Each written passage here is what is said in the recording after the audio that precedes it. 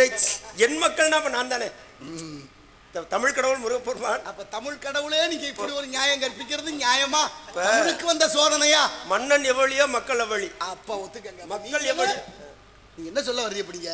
மக்கள் எவ்வளியோ மன்னன் அவ்வளிங்கிறது கிடையாது. கிடையாது இல்ல. மன்னன் எவ்வளியோ மக்கள் அவ்வளி. ஒரு பிள்ளைக்கு எது தேவையோ தகப்பனுக்கு தெரியும். ஆமா. அம்மாவுக்கு தெரியும். தடுக்கல படுக்க வச்சிருக்க குழந்தை அழுதா பெரிய மனிதனுக்கு தெரியும் புள்ள பதிச்சு அழுகிறேன், இல்ல பூச்சி கடிச்சிருச்சு, இல்ல உடம்புல ஏதோ முடியல, அது எதனால அழுகுதுன்னு தாய்மார்களுக்கு தெரியணும். தாங்கள் சொல்வது போல குறைபாடு ஏதாவது அங்கொன்று இங்கொன்று நடந்து. அதாவது முருகப்பெருமான் என்ன கூறுகிறார் என்றால் எல்லாருமே திருடங்கள் தான். இல்ல ஒரு சிலர் நல்லவங்க இருக்காங்க, ஆனா அதிகபட்சம் திருடங்க இருக்காங்க. நல்லாரும் ஒருவரே ஒரு பொருட்டு எல்லோருக்கும் பெய்யும் மழை. அந்த ஒருத்தருக்காக பெய்யுற மழை தான். அப்ப பத்தியில யாரோ ஒருத்தர் நல்லவர் இருக்காங்க. அப்ப 99 பேர் கெட்டவளா இருந்தா ஒன்னும் பாதிப்பு இல்லை. அந்த ஒருத்தருக்காக நல்லவர். எப்படி இப்படிலாம் பேசுறீங்க? வேற வழி இல்லை. நான் இப்படித்தான் பேசியா? வேற வழி இல்லை என்பதற்காக தாங்களே இப்படி ஒரு முடிவு. நாங்கள் ஆளும் கட்சி, நீங்க அப்படிதான் பேசுவீங்க. அப்ப நீங்க யாரு? தமிழ் கடவுள் உங்களுடைய ஆட்சியில் தானே இருக்கு மக்கள் அப்படின்னு நீங்க கேட்பீங்க. அப்ப நான் இப்படிதான் விளக்கம் சொல்லி ஆகணும். இல்ல எங்குமே குற்றம் நடக்கவில்லை என்று நான் சொன்னால் அப்ப நான் போய் சொன்னாலும் பாரதி பாடுகிறானே, தனி ஒரு மனிதனுக்கு உணவில்லை என்றால் ஜகத்தினை அழித்திடு என்றானே. எல்லாருக்கும் இரவு நேரம் ராமன் என்கின்ற ஒரு நல்லவர் இருக்கும் பொழுதுதான் ராவணன் ஒரு கட்டவன் இருந்தான். ஆமா, இரவுன்னு ஒண்ணு இருக்கனாலதான் பகலுக்கு பெருமை. தர்மன்கிற ஒரு புண்ணியவான் இருக்கிற காலத்துலதான் துரியோதனன் ஒருத்தன் இருந்திருக்கான். நீங்க அந்த காலத்துல ஆனா அந்த தர்மனுமே போய் சூதாட்டத்துல ஆடி இருக்காரு. அது ஏன் அண்ணாரு? அது துவாபார யுகம், இது கலியுகம். எல்லாம் நடக்கத்தான் செய்யும். அப்படி சொல்லக்கூடாது. இல்ல கலியுகம் தான் சொன்னா எல்லாரும் பார்த்து கடந்து விட்டு போகிறார்கள். இப்ப நீங்க கண்டிக்கிறீங்க. இது போல எல்லோரும் கண்டிச்சாங்கன்னா குற்றங்கள் குறையறதுக்கு வாய்ப்பு இருக்கு. இருந்தாலும் நீங்க வேலை காட்டி பயமுறுத்துறீங்களா? டேய் அந்த வேலை பேசக்கூடாதுன்னு. அது எப்படி? எப்ப பயமுறுத்துறீங்களே? இல்லையே, யாம் இருக்க பயம் ஏன் நான் சொல்றேன். ஆனா உங்களை பார்த்தா எனக்கு பயமா இருக்கு. நீங்க ரொம்ப நடிக்காதீங்க. ஏற்கனவே ஒரு கனியை வைத்து என்னைய பாடாப்படுத்துறீங்க, கோவணத்தோட அனுப்பி வச்சீங்க. ஆமா, மறுபடியும் ஒரு கனியை கண்டு வந்திருக்கீங்க. அந்த கோவணத்துக்கு ஏதாவது பாதிப்பு ஏற்பட்டுருமோ? அது நல்லது நடக்க போகுது. அப்படியா? ஏற்கனவே ஒரு கனினால ஒரு வீடு கிட்டுச்சா, அது போல அடுத்து ஒரு கனி கண்டு இருக்குன்னா இப்போ ஒரு வீடு கிடைக்க போகுது. இப்ப எல்லாருக்கும் வீடு உறுதிதானே அப்படின்னு சொல்றாங்க. வீடு என்று திட்டம் தீட்டினார். இல்ல எல்லோருக்கும் கல்விங்கிறது ஓரளவுக்கு சாத்தியமாயிருச்சு. அப்புறம்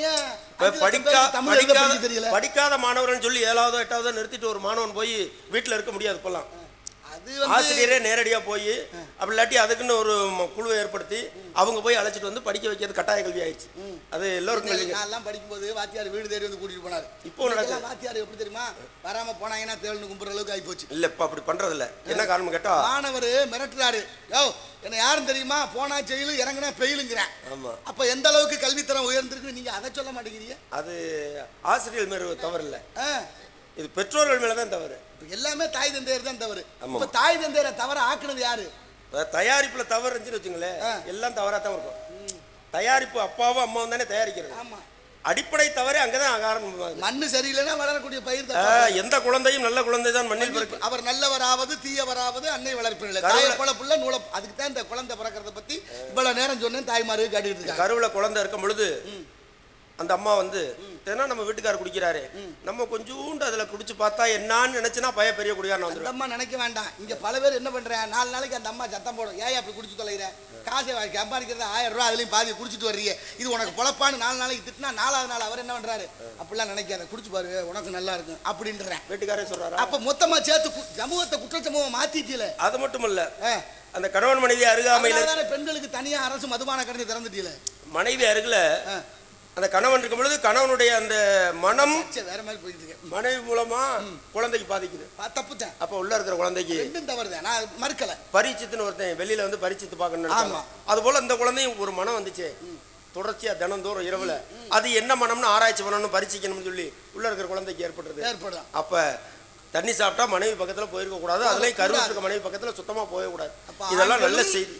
இங்க 2 பேருக்கு பங்கு இருக்கு. ஆணும் பெண்ணும் சரியா இருக்கணும், சரியான நெறிமுறைகளை கற்றுக் கொடுக்கணும். குழந்தைகளுக்கு தேவாரம் திருவாசகம் நல்ல கற்பித்தல் உண்டாக்குனாலே போதும். பெரிய என் பிள்ளை நீங்க என்ன கண்டிக்கிறதுன்னு கேட்கிற கேள்வி. பெரிய குடிகாரர், அவருக்கு 2 பையன், அதுல ஒரு பையன் குடிகாரன் ஆயிட்டான். ஆமா, பாக்குறவங்களாம் கேட்கறாங்க ஏன்டா அப்படி குடிகார், ஏன் அப்படி நீ குடிகாரனானே? எங்க அப்பா பார்த்துதான்.